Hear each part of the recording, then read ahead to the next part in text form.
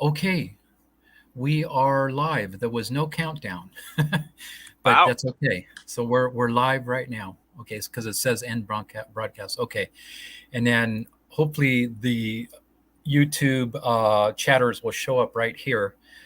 And welcome to my live feed, Martin Francis, all the way from Delaware. What Wilmington, city in Delaware. Delaware? Oh yeah, Wilmington, Delaware. So yeah, what I wanted to talk about was the predestination thing and also false conscience because it's something that I've seen that misdirected me for a number of years. That little tricky false conscience, those thoughts that seem like they're the truth, but they're really the the darkness playing like the truth. I did when you sent me I don't know, today or yesterday, that text about false conscience. I thought, I don't know what that is. What does he mean, false conscience? There's only one conscience, really, and then there's thoughts. But thoughts do act like your false conscience. They do. Right. Yeah. They will talk to you in English and pretend like they're your they're your good angel. Yeah, they do. Because I talked to Patrick once and not long ago, and he was saying how when he described how insights come, like you'll just see, like you just see, right? There's no thoughts associated with it, and then immediately his intellect will convert it into words in his head, and that's very common. And because that's the way we grow up thinking that we have to think and live because we want actual evidence, so we talk to ourselves or with the truth which it could converted. We're not even doing it ourselves. The intellect does it, and what's behind the intellect is a dark spirit, but it doesn't reveal itself, of course. That would be cool if it did. A lot of times I've been sitting and doing my observation prayer and waiting for that. It just came to me that I wish I could turn around, because it seems like the thoughts come from the back of my head to the front of my head, right? Hmm. It just seems like it, that the thing is speaking behind me somehow, because I cannot see the source of the words, and I'd like to see the source of the words. Maybe I'd be scared, but I'd still like to see the source of the words. That would be awesome. Yeah, yeah, it would be. Well, I noticed that. Okay, so it's interesting because the false conscience. See, I got into a debate, at church today, at the small church I go to, What where small church do you go to? it's the foundation of human understanding, Thank you. And who are and you in the debate with, sir?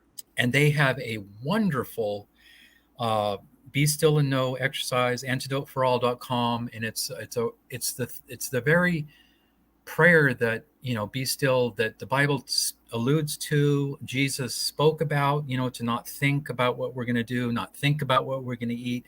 It's the same thing. It's being watchful. So they teach that in a great way. Roy rediscovered that, like 50 years ago. And I believe it took another Jew to bring Christianity back to life. That's what I personally believe. And Roy was another Jewish man. Yep. And Yeah. I agree with what you said. Yeah. So, um, so the thing is, there's a lot of belief, even in conservatives, that these good words in our head are actually from a good source. That's very common. I think that's why people get stuck. And Alan disagreed with you on this. Yeah, he did. He basically God can believes. use good thoughts, in other words. Yeah, God, in other words, his synopsis was God uses any way He wants to, good words or insights, or it's a mixture. Um, my view and what I see is working in my life. And Roy and I even said at the meeting, what Roy was right on when he said it's like knowing without knowing why you know. You just see it, right? Well, Fabian, the devil will give you true facts, true thoughts, but that doesn't mean that you go ahead and do it. That means you wait for Right. your conscience to then give you the willpower to do it or not, because it may not be the right time to say it. It may not be the right time to do it. It may there's those other factors to consider. And not that you're trying to ferret that all out in your mind, but Hmm. you're just allowing the conscience now to approve or disapprove, and to give you the impetus of when to do it. For instance, the story I told you yesterday, may I tell it? Yes. Well, I was sitting in my couch at 3 a.m. doing a little bit of open eyes viewing of my room, right? I had finished doing my observation exercise, and I looked around my room, and then the light was still on. And this fast moving big bug ran across the carpet in front of me from my left to my right. And I'm freaked out about it. I'm like, whoa, where did that son of a gun come from? And so I I was already ended with my observation exercise, so I hopped up on bed, thinking, well, it'll take him a while to get up here. But at the rate he was running across the carpet, I thought, oh wow. So all kind of thoughts started coming to my head. Okay, Hmm. uh, good thought. I mean, first of all, the scary thoughts came. He's going to come up on your bed and bite you. He's going to turn into a big bug, and like monster bug thoughts started to come to me. All kind of thoughts to scare me, right? After Yeah. those thoughts went away, then the thoughts about, well, how do I really solve this bug problem? And the first thought that came to me was, well, use some kind of bug spray. But then my conscience wasn't feeling that, because it's like, now you have to smell bug spray, and it's like you're poisoning yourself. That's no good. So Hmm. that thought went by, and then finally a good thought came, meaning that the thought itself is not good, but the suggestion was good, because the conscience was good with it.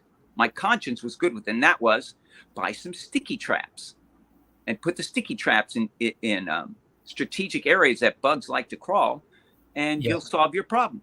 And so I did. The next day I bought the sticky traps. But see, that doesn't mean that there's such thing as a good thought. That that thought to buy the sticky bug traps isn't from God. It was from Satan. But my conscience weeded it out and realized, yeah, Right. it's telling the truth. Go ahead and do that. Right. Because thoughts will tell you truth and lies, which means they're trying to set you up. Thoughts Right. will set Exactly. you up to believe into thoughts, to believe into the source of thoughts is what you're doing. Right. Precisely. Okay. That's its trap. Yeah. And so that's the minefield, but um when we're uh I know it's hard to express, but the what will happen too is that that instant conversion from an insight to words in our head, it will do that also, right? So that it's all to get us to be led by it. So if we what you just said, I that's perfect. I don't really have anything to add, so we can just end it now. Just No, I want to go the other thing about, now you, Fabian, you and I have fundamentally different things that happen to us in as far as when our life turned around. You kidding. say that you made a decision Hmm. that you were not going to follow the darkness anymore. And I said that I didn't make a decision, because I had made that kind of decision many, many times over 30 years. Oh, yeah, I'm fed up. I'm tired of this. I'm going to, Hmm. that kind of thing. Right. Never happened. It's still, Right. I was just lying to myself. I really wasn't tired of it. I loved the pleasure too much. I was into porn, and I loved the pleasure too much. So, um, I wasn't ready to get over it. I just thought I was, because it kind of takes you down like drugs do. And drug addicts, they want to all quit. They just love the pleasure too much to do that. So they need to be saved from it. So that was what was true with Right. me. For some reason, instead of doing porn at night, I finally started to pray at night, to do the observation prayer.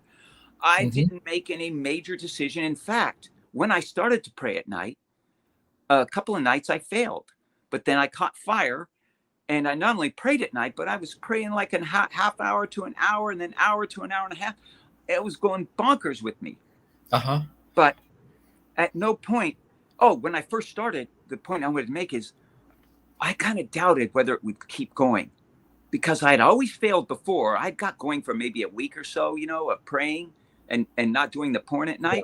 And then I would fail and go back to the porn. So I thought, oh, this may just happen again, and I'll just go back to it. But I never did. And the point is, I didn't make a decision. This is the last time. I've been doing this for 30 years and promising myself, and this, oh, where's my fist? And this is the last time. No, I didn't do that. I doubted whether I would keep it up. Yeah, I didn't. And what I'm saying is I did not make a decision to, stop. It just happened to me. Yeah, I didn't either. I mean, when I was in my darkest days, okay, and I was like in a real deep depression, right? And I was doing some intermittent porn watching too, actually, like on the weekend, and so what happened was, and then I stopped that, but I was going through all this pain and I was hiding from life. So what happened was I would continue on my meditations. I'd never stop that night and day, but it wasn't very effective. But I still, maybe even out of fear, I continued on with that. But what happened was I would also say, God, please, basically I would say, God, please make me care again, because I really didn't care. I didn't care. Please make me. I mean, I've said those things, over the years. But I said it like after every meditation for like months. I just said it. I don't know. Nice. So what happened was, it wasn't like I made a decision to care. He put that in me because I did ask for it. I begged for it. It's Jesus said, knock and the door will be opens, right? He didn't say that just for a few that God would save. He said that for anybody, but few end up being elected because few actually want to give up pride. I was willing to give up my miserable life, no matter what I had to go through. And I had to go through some shaky fear. I had to show myself in a weakened condition at Bond, actually, and face it again. And I was willing to do that. I was willing for my ego to, pretty much be, harmed and shown as weak. And so it wasn't really like, wasn't a willful decision, but it was a courage thing. It was a willingness to finally, because what I realized, and this is all from God, it wasn't me figuring anything out. It was that no matter what I did, every night and day meditating, staying in my studio, working and hiding from people, not facing my fears, the anger was not going away. That was the bottom line. I didn't want to be an angry person. Yeah, and you can see without even interacting with people whether you're angry or not, because you're always reacting to little things that happen to you throughout the day. Like if you stub your toe, you might get a reaction from that. And I was doing that all the time, reacting to little things like that. There would be a little bit of, like, oh, I bumped my head on this thing, man, dang it. But it wouldn't be that nice. It would be like, right, F word or something. I remember once I was in it. Another good indicator you're still angry if you're using the F word a lot.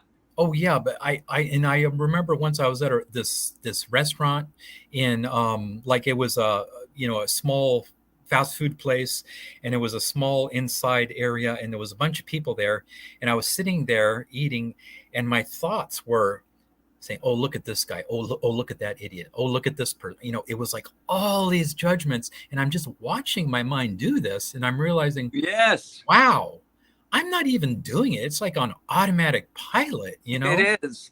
Like, it's an automatic pilot that I don't want this. I don't want this anymore, but it didn't just go away. I mean, but I stopped progressively as you do your observation, it will progressively go away. And the analogy I give is you don't have to let go of thoughts. I've come across this recently. I've realized this myself recently. You don't have to let go of thoughts. You're not letting Right. go of anything. What's happening is, as you do the observation prayer morning and night, and I like to do, I mean, I normally do an hour now. It's no problem. I did 2 hours this morning standing on my head. It was easy.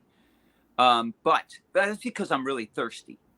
It's like I'm at a water fountain and the water's coming out in a little bitty trickle, and I'm like drinking it because I'm so thirsty. But it takes a while to drink the water because it's coming out in a trickle.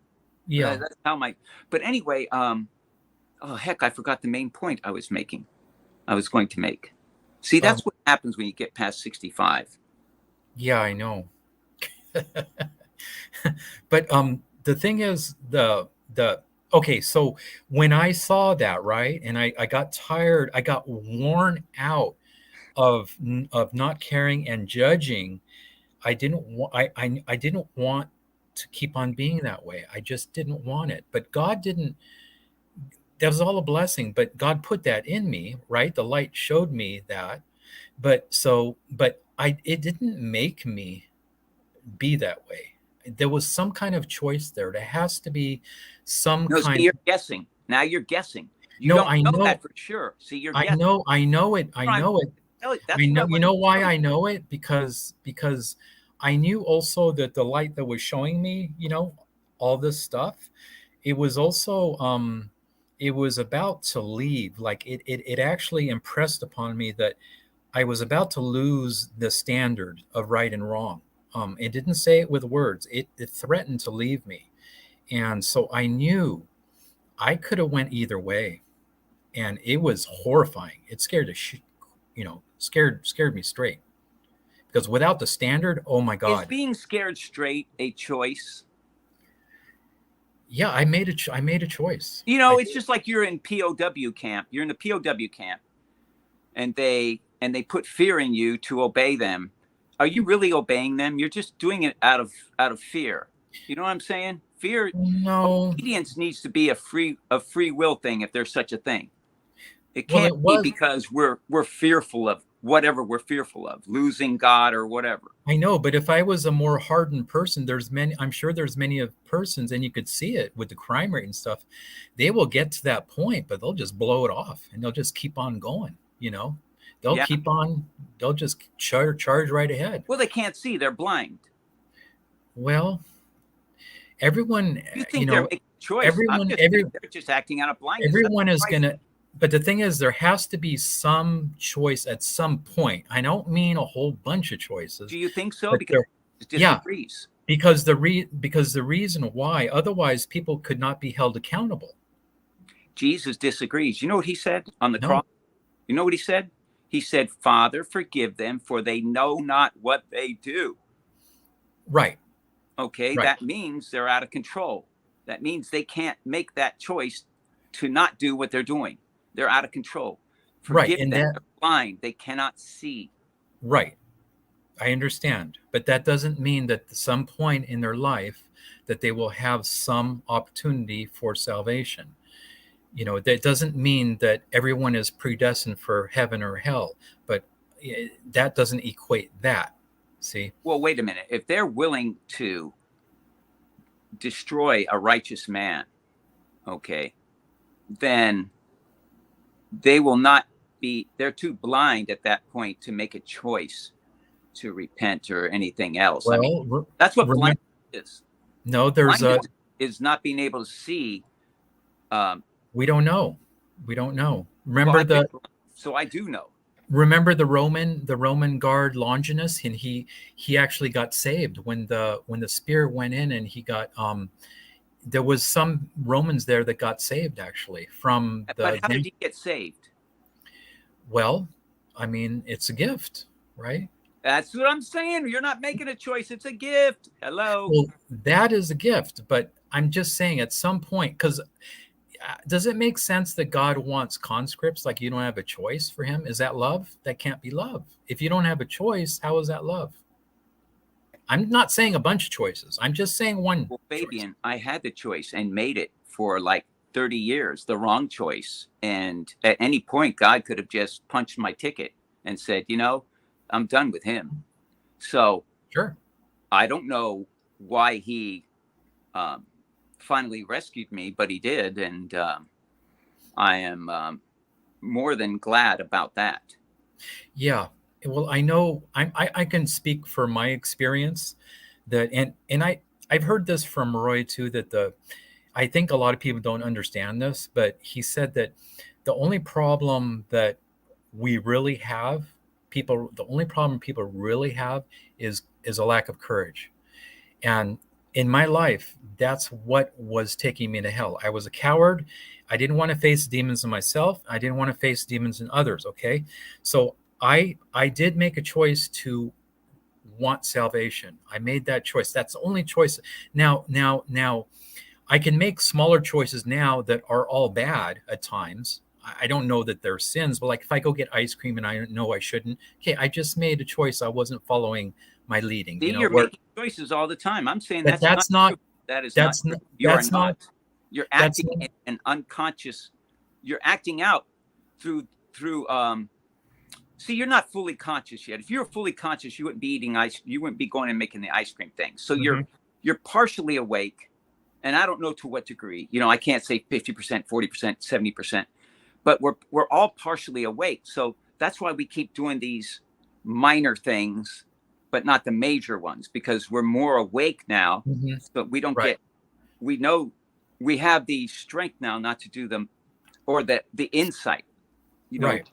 we can see the devil to a point, but we can't see him completely because he can still fool us on things like ice cream. Well, he didn't fool me. I knew the thought was coming from him, but I just But partook you of it. ate it, so he fooled you in some way. No, He fooled I you, knew it wasn't a good thing. I knew it. right? I So just why'd you I do it? went along with it. I just went Why? along with it But why? because it tasted really good, and I wanted to have the pleasure of it. But I knew full well that Why it was wasn't that more important smart. though than your health? Why was it more important than my health? Yeah. Because I don't know. Because I wasn't being smart at the time. But see, why did your I don't really want to but see, overanalyze why it. I did your just made a smart bad, go away at that point? huh? I'm saying there's something you're not in control of yet that you think that was a choice, but it wasn't. Mm, There's something you just haven't been raised up to that level of consciousness. Like down here is conscious level 1, 2, 3, 4, 5, 6, 7, 8, 9, 10. You've gotten to maybe, I don't know, 3, 4, 5. You haven't gotten to the level at 6 where you overcome the temptations like ice cream and stuff. That's mhm. all. Your body, I mean, your mind is Well, becoming more greasy to the but it's sticky thoughts. right. But the good Stickiness thing, doesn't stick to grease. So but your the good mind is becoming more greasy, but it isn't all the way greasy. And so some thoughts do still stick. well, yeah. Um, but I see when they stick. You know what I mean? I Well, see yeah, that. but seeing it, I saw Yeah, thoughts stick there. It's all my life, and it wasn't keeping them from unsticking. well, when you say stick, that means yeah, That you're means they're gonna going to actually work through you and cause do you to do that. Yeah. do the idea, right? Mm-hmm.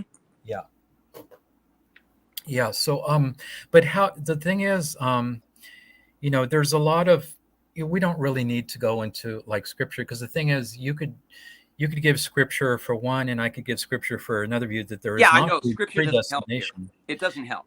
Yeah, because to me, it's like seems like common sense that you can't force love. There has to be some kind of choice. And I know that once I made that choice, like, for I asked God to save me, then I'm on the path. I know that. I'm not saying I can't fall off the path. I have to be careful. I have to be watchful. It's not a matter of will, but it's a matter of, it's kind of like two steps forward, one step back, three steps forward, and my life is getting purified. I don't have these bad habits. I had ice cream like, I don't know, 10 days ago. I haven't had it since. I'm not saying I'm not ever going to have it, but things are getting purified. So my Well, point yeah, is, I'm saying it's a progression for sure. yeah, but my point is, if we had no choice at all to ask for the wonderful salvation, then how was that?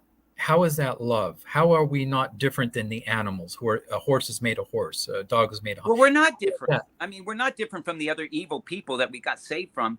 I don't know why, okay? But for some reason, God picked us to wake us up.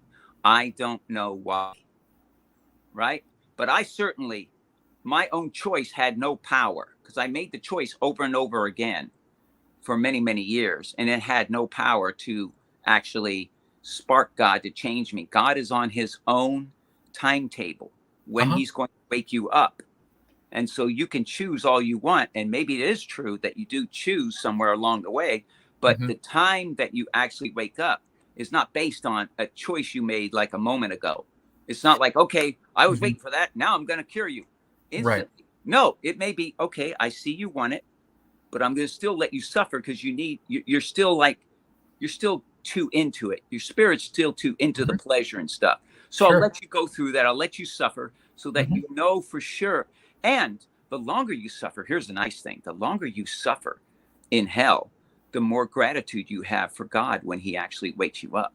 Yeah, that's true. Yeah. Because I went through about 6 or 7 years of deep depression, and I was having suicidal thoughts, so, but now when it makes me, yeah, more appreciative, and it makes me more, I like cleave to the truth, the whatever truth. I don't try to hold on to or remember it, but when I see something's correct, like in the debate I had at church, it is, and no one's going to shake me from that because I know that it's true. I see it. It's very evident. And I'm not going to be, no intimidation, please God, is going to tempt me out of that. You But know, and no one will, no temptation will, because God said that I will not give you a temptation beyond what you cannot handle. mhm. So, or what your level of awareness is that can handle it. So, uh, what else was I going to say? I tell you, 65 is hell. Yeah, well, I Oh, was thinking we've no, gone 27 minutes, so a half hour is pretty good, but yeah, well, go ahead. no, nothing struck me right now. It's just, oh, I wanted to do a little encouragement to everybody out there that I wrote to everybody today on Sunday. I texted everybody. I said, you know, professional athletes work out their body. If they want to win, they work out their body 4 hours a day. 4 hours a day, they're working out their body hard, right? MMA guys, NFL guys, NBA guys, Olympic athletes, wrestlers, college wrestlers, all those people, track stars, they all work out tremendously, many, many hours a day. 4 hours normally is what they do because the body can't handle that much more. And I'm saying, and we as sons of God, we don't exercise our conscience by sitting still more than an more than an hour a day. I just did 2 hours in the morning and it felt like 10 minutes because I'm very thirsty. But um, Yeah, we should be doing at least 2 hours, an hour in the morning and an hour at night. But I don't want to put pressure on you to do that. I just yeah. make you aware of how it's done for me and to um, and just let it rest there. And then God will eventually bring you up to more time. Yeah, I hope yeah, so, because because it is really, really nice. Let me tell you something. The first 5 or 6 months, Fabian, I was dead inside. There was no extra peace coming into me. There was no extra light, anything like that. I was so screwed up and angry and into my thoughts and all that stuff that even though from 5 or 6 months ago I haven't done porn or masturbate or anything like that, I still had plenty of other mess going on, especially being yeah, too connected to my thoughts. But right. recently, when I sit down now, within 5 minutes, 10 minutes, half an hour, this peace just appears in me, and Hmm. it's noticeable. It's not something I'm imagining. And wow, I'm like, wow. It took a while for it to show up, but this thing is. This thing is Well, great. you've been too busy for it to show up. Well, you know what? Roy said something about meditators like me, observators. He said, every 5 seconds, you're going back into a thought. Stop it. No, he didn't do it like that. But that's what the truth is with me for the last 5 or 6 months. Every 5 seconds, a thought is taking me away into dreamland. And I come and my conscience brings me back out of it because it loves me. Right. But then I go right back another 5 seconds. And Yeah. that's how my whole time in an hour has been going Yeah. until recently, where I'm actually now going at least 6 seconds. No, I'm kidding. It's a little bit longer. But Yeah. and I've been but spending all my this stuff, like you said, Fabian, all this stuff is a progression. right. But you I'll, got to put in enough time. right. And the thing is, I do believe that Roy's like he changed it to a 7 minute meditation, right? So I That's believe you I have it. believe yeah, but I believe he was led by God to do that because seven is the number for perfection, right? It is. And seven will get more people onto the pathway, and then naturally you do it longer than 7 minutes, but it gets more people on Well, because yeah, if we're you agreeing there. We're yeah, agreeing there because I yeah, said 7 minutes is just, that's just to, because a lot of people have trouble sitting still for 2 minutes. right, exactly. Paul was talking about that last night. Remember Paul, Patrick's son, how he has a real hard time. He's young, he's very young, and there's so many thoughts, that he sits down and all these thoughts, but that's good just to have a little bit separation, just even if it's a little teeny tiny, it's good. It is good because at least it shows you are weak to them and that Yeah, you are getting into them and all that stuff. And if you can handle that truth, it will eventually free you from responding to the thoughts. yeah. My recent road show I was selling massage chairs, and it's the logistics of it and setting it up was, for the first time, it was brutal, it was really rough. And then so I started to get these thoughts that converted into me grumbling to myself like, oh my god, like this is insane. But then I watched it and I didn't go with it, and I just wrote it out, and it made it a lot more doable. It still was hard, but I appreciated what I Oh man, that's such a great testimony. It's like the pain in my head for my cancer. You see this here, where is it? You see this like round indentation in my skull? mhm. Okay, well that's nasty to look at. So that's why I got this headband. But um the fact that it is but I have lots of thoughts about, when I get pain, I have, before I used to have a bad attitude about the pain and I can't wait for it to get over. But Yeah, now it's more like I ride it out. And when you're more peaceful inside, you can handle pain better. You can handle challenges of life better when you yeah. just have more confidence that what the thoughts are telling you certainly isn't the answer. Just No. And yeah. then when I cease for the self-talk, I cease that, because that is something that we can control. And I don't mean with a will, but when we just notice it and back off, I notice that I have a calmness throughout my whole work week. I just have this calm. And I ended up selling triple the company record for that store. And I'm not blowing my ego, but it just was natural. I didn't even ask anybody to buy anything. I just talked about the product. You weren't always be closing. No, that's BS. Yeah, that's just pressure. That's Yeah. pressure that the salesmen use when they know that when they're greedy or whatever. Well, I noticed in sales, because I've been in and out in sales since I left Bond, actually. Um, and that if a salesman doesn't have at least some grace, some of them have a little bit, and I haven't had a They whole fake lot. it. Yeah, they'll fake it, or they need technique to try to make their sales. Right. Whereas a grace would naturally would just come about, without having. So they substitute sales tactics for grace, Yes, and they do. it's Excellent point. Excellent point. yeah, and it's a mistake in sales. It's very embarrassing for me, and I've never done that.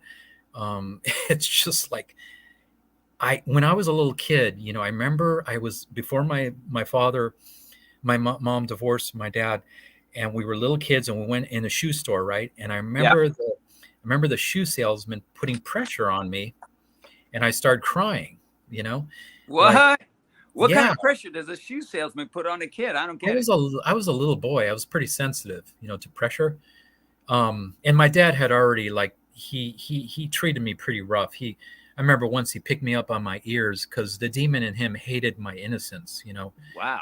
Yeah, he was kind of brutal to me, but he never really beat me or anything. But he hated my innocence. But he didn't stick around very long. But we would see him periodically. But the point is that I don't know. I maybe that from back then I'm sensitive to not applying pressure to anybody.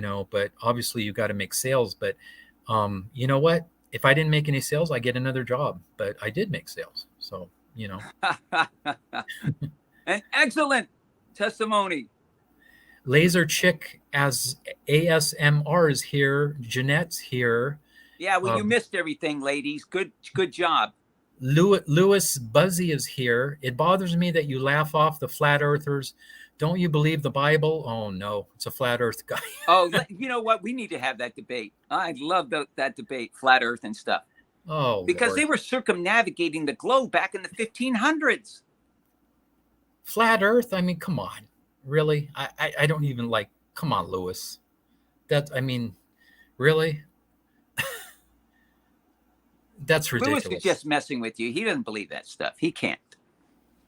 It says your injury looks a lot better covered up, though, Lewis said. Yeah, it's a nice headband. Yeah, but see, I need a thicker headband because you can still see there it goes. You can still see the indentation.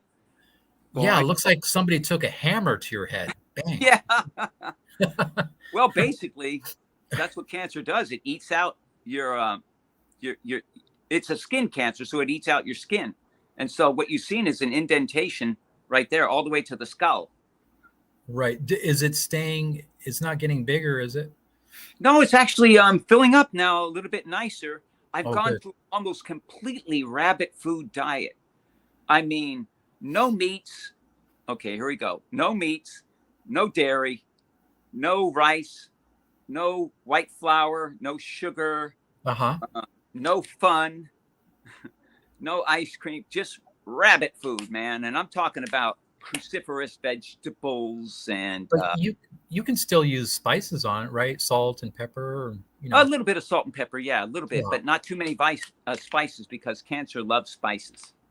Oh yeah. So not too much of the spicy stuff. But I eat an abundance of walnuts and almonds and salad stuff like spinach and cruciferous vegetables. What is cruciferous? Well, that's like, okay, cabbage and kale and spinach and broccoli and things like that. That's cruciferous. Okay. They're supposed to be the number one food to eat against cancer. Because you know what? I don't even eat fruit. You know why? Yeah, the sugar. Loves fruit sugar. I know. Well, what I noticed with my weight loss, I stopped losing because I was eating a lot of fruits. So I cut out the fruits now.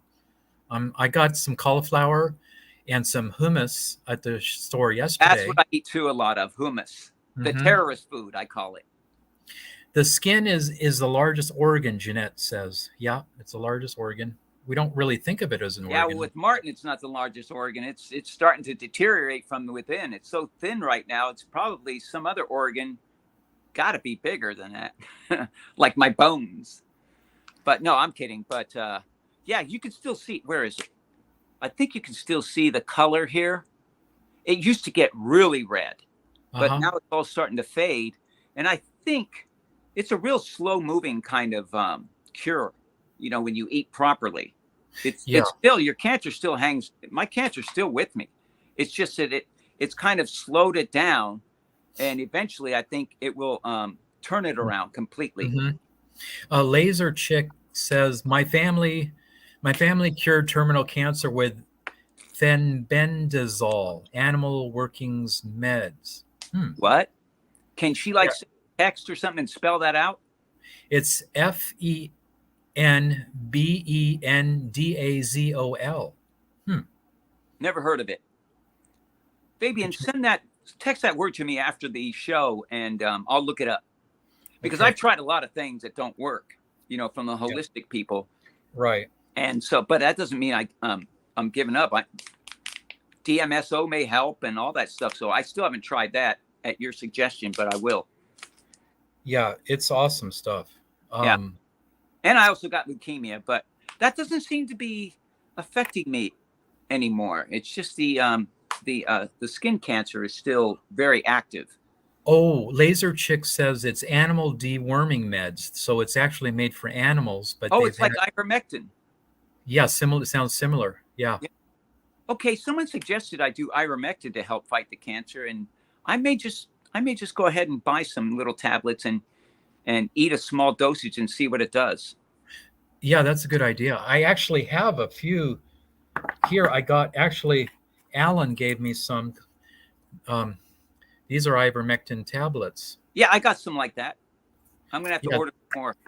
yeah, that would Okay. be a good idea. I mean, it wouldn't hurt to try. Yeah, it wouldn't Just hurt. yeah. I mean, the primary I mean, thing would maybe it would hurt. I don't know. I'm not a doctor, but it's yeah, worth trying. I heard ivermectin's pretty friendly. yeah, and But our is it something you can take long term though? See, in order to cure I don't cancer, know.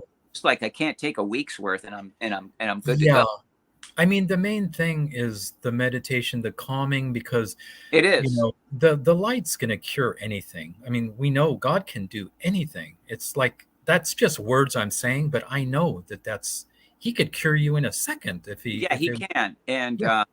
I think as I become even more calm, eventually my body chemistry will change, Hmm. and there may be a cancer reckoning in my body.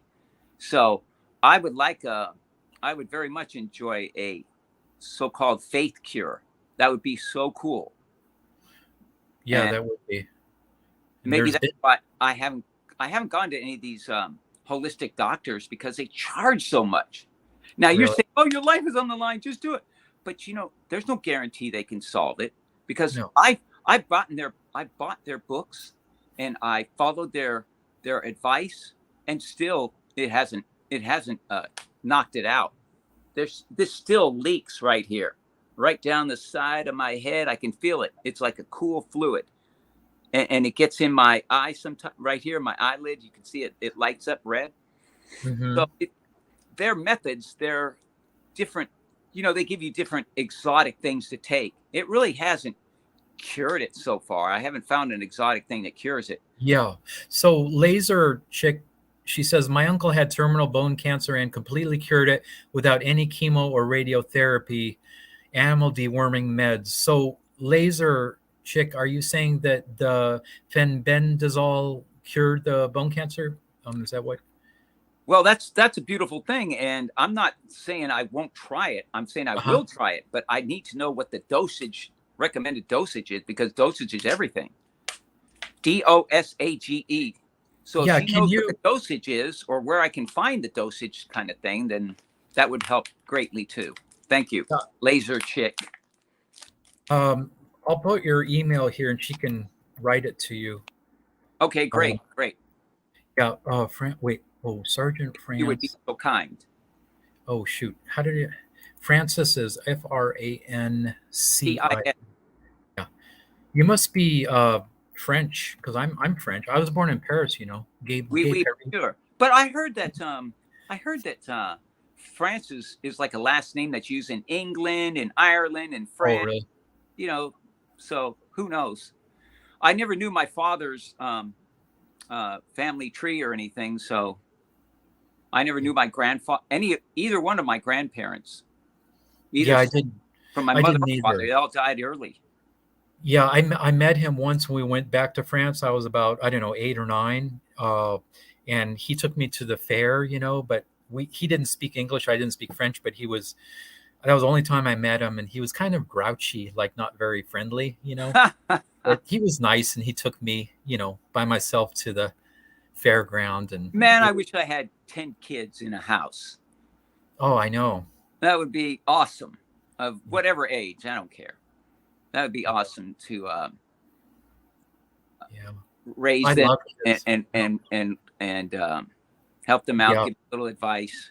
I had a dream. I had a dream that it was a heavenly dream that I was in a mansion, and the mansion was I was inside, and I was by myself, and there was nobody else in the mansion, but there was a sensation of love, of like it was supposed to be filled with children, like an orphanage. And it was like, and I woke up from that dream like, wow, it was a presence of love.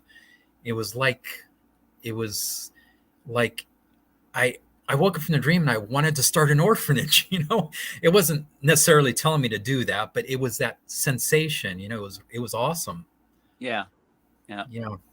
And then I had another dream last night. When I went in the Marine Corps, I went AWOL, and I just screwed it all up. I was very, very troubled. I'm not going to make excuses for myself, but I was extremely full of anxiety and all kinds of. I had no business going in. I got talked into it, but anyway, I went AWOL and I went back. So I used to have these repetitive dreams if I was back in boot camp and I couldn't find my platoon. So I would have to go around. And I was looking like oh my God, I can't find, like I'm in big trouble. And you know how they treat you in boot camp, you get your ass chewed out in Yeah, front of everybody. And I like, oh my God, I'm like I'm I'm anxious and I don't, like they're going to get me. And so I had this dream last night that it was the same thing. I couldn't find my platoon, but this time it was okay. I wasn't anxious. I was just looking for them, and the anxiety was gone, you know. So something got resolved, either prior to the dream or in the dream. yeah, yeah. Yeah. So The let's middle see. platoon. I got I was traumatized by boot camp also, and I used to have boot camp related dreams. yeah. I Well, don't remember it, but I know I did.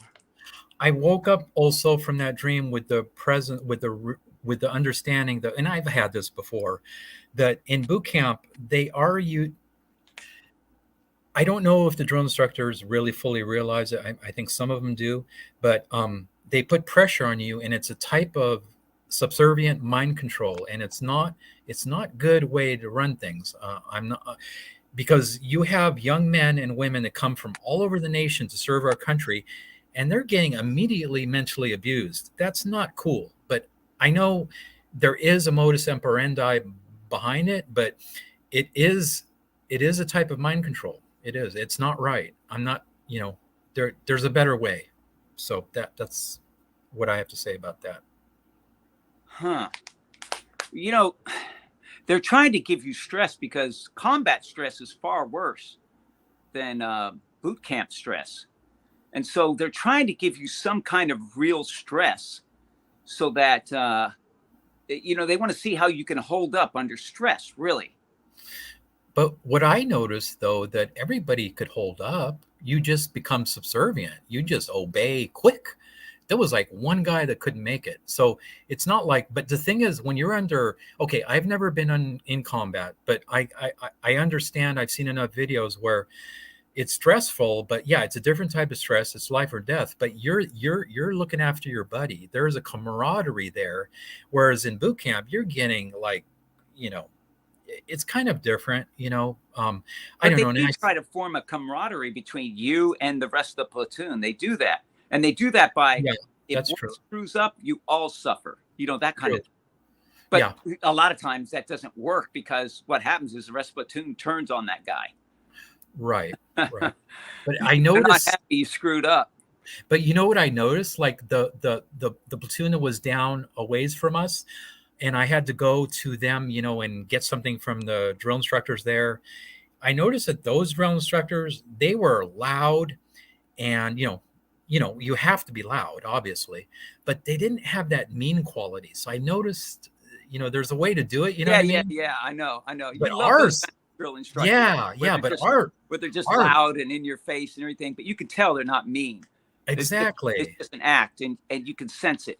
But there's yeah, others who are really grouchy. oh yeah, all of ours were. they were But mean. of my 3 platoon sergeants, because we had 3 over our platoon, no, none of them were grouchy, really. That's good. Maybe the lead sergeant was a little bit, but he was easy on us, really. And the other 2 sergeants did not like the fact that he was a little bit too easy on us. You know, they wanted to really take us through a ringer. Yeah. And so there was little disagreement from the top there, because being the oldest recruit there, they would confide in me here and there. Oh, I was too. What's That's going funny. on? I was also. Yeah. Yeah. And They called I me was. Dino at first because I was the dinosaur of the recruits. Oh yeah, and I was a runner too, so I ended up getting the best score of all the physical fitness thing. Wow. So Yeah, me too. I got yeah, best score. I was a runner, that kind of thing. yeah, I got the physical fitness It's what award. helps. It's what helps you get on their best side. Yeah. Oh, Laser Chick says he took 1 packet of fenbendazole in his drink every day, and his cancer disappeared after 4 months. Now he only takes it once a week to make sure cancer doesn't return. Wow, he's still around and living, and she gave us the dosage. You know, this might be a godsend. Yeah. So Laser Chick, I wish people could call in actually. Do you just buy it at the veterinarian, or how did he get it? I'm curious. You have to go. Well, I can look up that word once I get it on Yeah. Amazon and see Oh, what right. right. Yeah. Evil Amazon. They do the job very well, what they do, but Yeah. they're just run by communists. Yeah, I won't use them anymore because they deplatformed the frontline doctors who are saving lives. So I use eBay now, or other, you can get almost everything on eBay that you can get on Yeah, Amazon. I'll go to my local vitamin store to see if they have it first, and then if they don't have it, I'll do Amazon. Yeah. Okay, so we've been almost an hour, 52 minutes. I just want to really implore everybody, if you're not doing it already, please, at least check out, antidoteforall.com and really give it a go, and, let God bless you, because as long as we're wrapped up in thoughts, good and bad, the Holy Spirit can't really act through us very well at all, And listen, I want to, for those of you who want to, any advice on the prayer at all, just give me a call or email me or text me or whatever, and I will answer any questions that I can. Yeah, right. And you have Sergeant Francis. I'm getting pretty experienced at it. Okay, sounds good. Well, okay. It's been fun. So wait a minute, you got to give out my number and my. Oh yeah, duh. Okay. Okay, so my phone number is 323 323 252 7460. 323 252 7460. My email is sgtssergeantfrancis FRANCIS @gmail.com. That's okay, it. And I put it up in the chats to your email. Yeah, and then everyone also can see your Sergeant Francis on your YouTube channel. Yes, and then you got a Facebook now. That YouTube channel, it's kind of old, but I want to put this one up. So can you put this up on my channel when we finish? Would you, Fabian? Yeah. Oh, sure. Yeah. Okay, great. Thank you. Okay, so I guess that's it. I mean, we don't want to just ramble. I don't, I like to talk about, meaningful things. If I run out, I just don't want, I'd rather, not talk really. So unless you have something else to say. No, that's good. I'm good to go. Thank you. Okay. Fabian. Okay. Thank you. We'll talk to you soon. Thanks everybody for showing up. Yeah. Thank you, everybody. Have a good one. Bye.